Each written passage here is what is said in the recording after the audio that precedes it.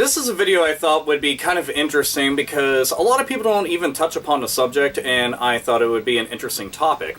So I went to go and touch upon 4 various video game websites that not only do I frequent very, very often, but I actually have been going to these websites for years upon years upon years now, and have been very invested in all the content that they have on there. And I've not only learned a bunch from going to these websites, but they've aided me in, trying to learn things about video games, checking out new franchises, the import scene, just a whole bunch of stuff. So the first website I want to go and talk about is Hardcore Gaming 101.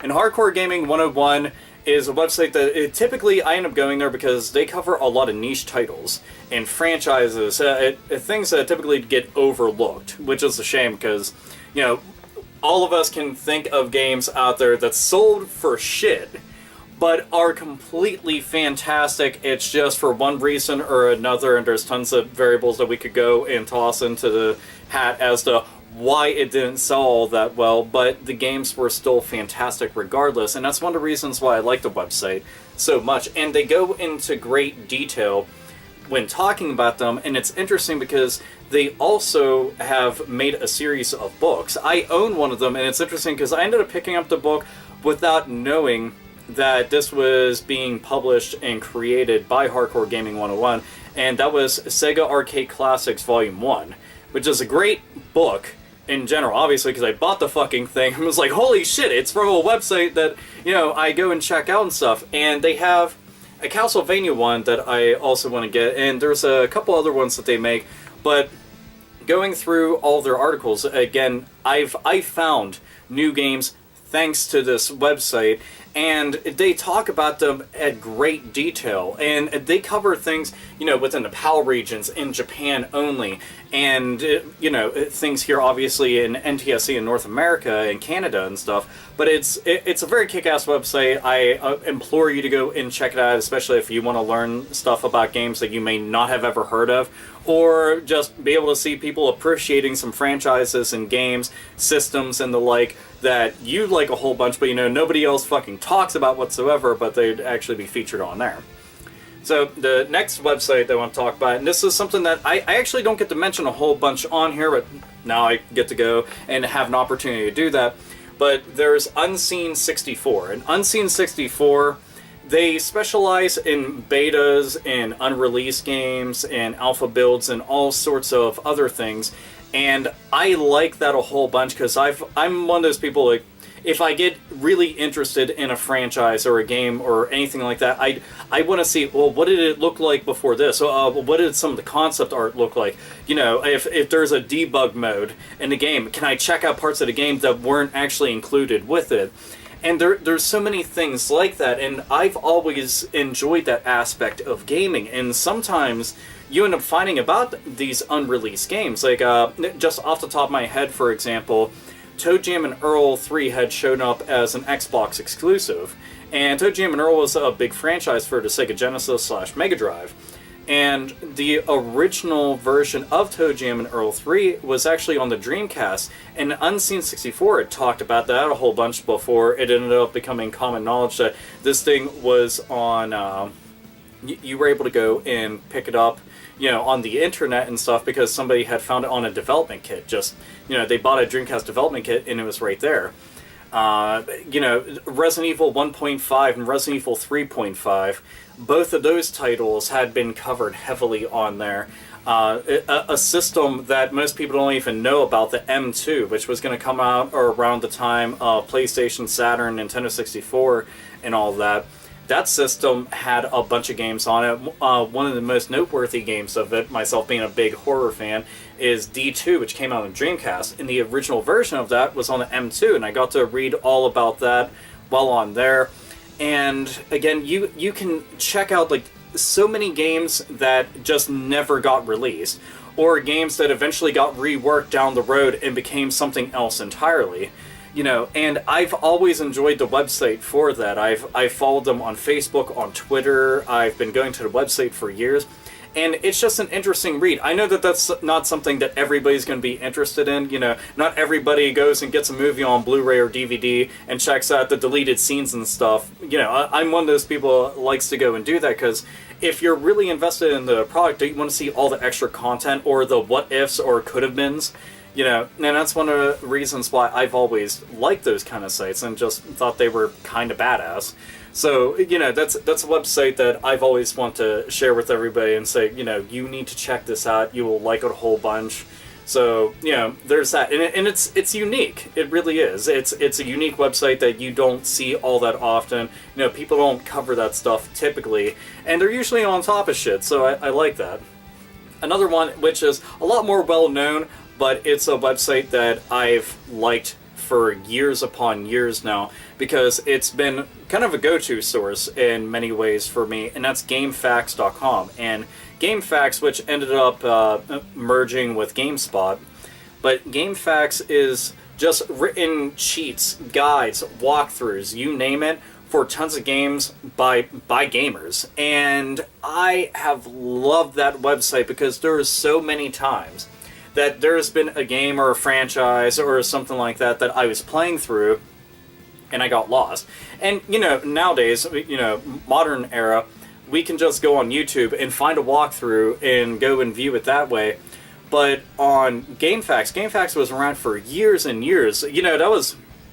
Hell, that's actually one of the first gaming websites I can think of off the top of my head that I was going to. GameSpot, IGN, and GameFAQs are three of the earliest websites that I can remember. But it was IGN 64 back then. For anybody who's just like, I remember them days. AOL discs you could still find in a fucking grocery store. So, but GameFAQs, it's handy as shit. You know, also I'll like Control F and try to find the actual area that I'm in, and I'll scroll down to that area and I'll go and read it. And I have such an appreciation for anybody that takes the time and effort and goes into that, because plenty of these games, a lot of times, they don't have any strategy guides that were ever created for them. And you might be playing a game that nobody did a walkthrough of on YouTube, so even, you know, modern era, somebody might not have something like that, and you'll be clicking through like part 15, part 16, part 17, where the fuck is it? And it's a 23-minute long video, so you're sitting there scrolling through it.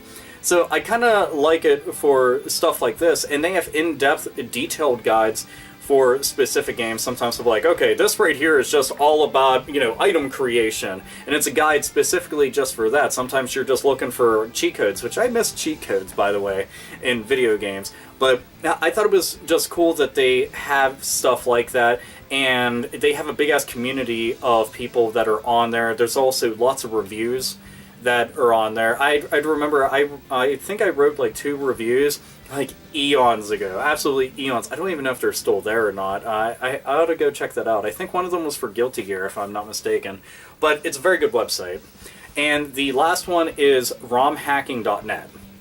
Now, romhacking.net is a very important website to me because I've been a big-time fan of just ROM hacks in general, and not the traditional ROM hacks that you're thinking of where somebody will take Super Mario World and just reorganize all the levels into something absolutely insane, but they have the actual translation section, which is its own section completely to itself, where it's Japanese to English translations.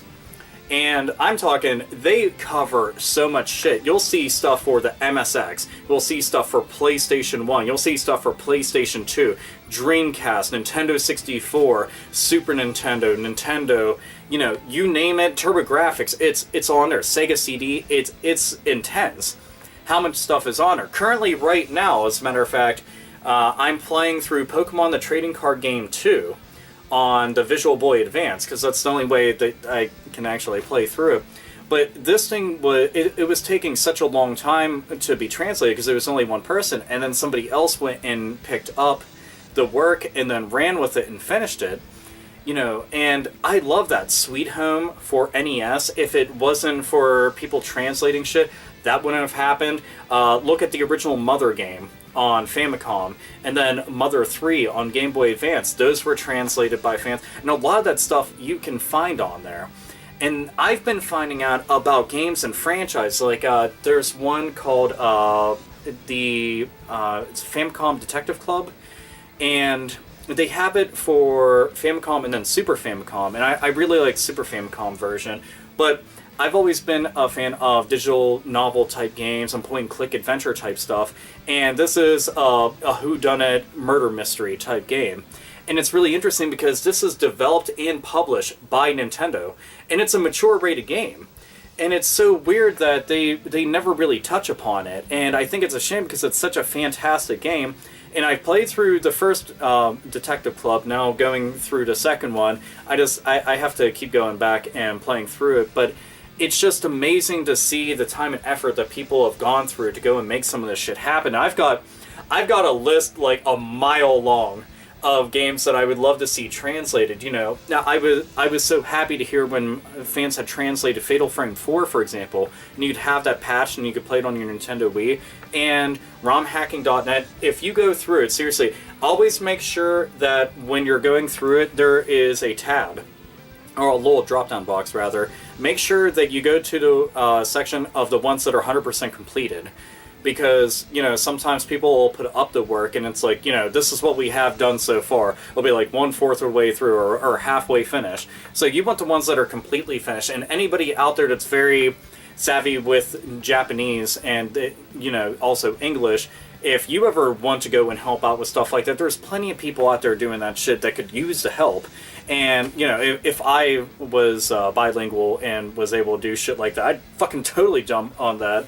But this is something, again, just a really good website. And all these websites, I can assure you 100% are very fucking badass. I'm going to include links for every single one of them inside of the description. If you do go to any of them and you do enjoy them, you know, please, by all means, share. And if you do end up checking them out and you do like them a bunch, please leave a comment. Just, you know, say whatever it is. Just, I don't know, I thought it'd be kind of a cool topic because it's not something I get to talk about. Typically it's just, you know, video game news related shit. You know, I can name off tons of different video game websites that cover modern news, and even non-gaming websites that cover modern news, but these sites are dedicated strictly to video games, and they'll cover all the stuff that nobody has heard of and nobody's given shit about, and that's some of the stuff that I like a bunch. I like the niche, I like the absurd, I like, you know, the underground, I like that kind of stuff, and it's just something I dig a whole bunch. So, hope you enjoyed this video, and maybe learned a thing or two, or some shit like that. I have no fucking clue. Either way, this is Alpha Omega Sin. As always, nerds, nerdettes, and gamers, game the fuck on.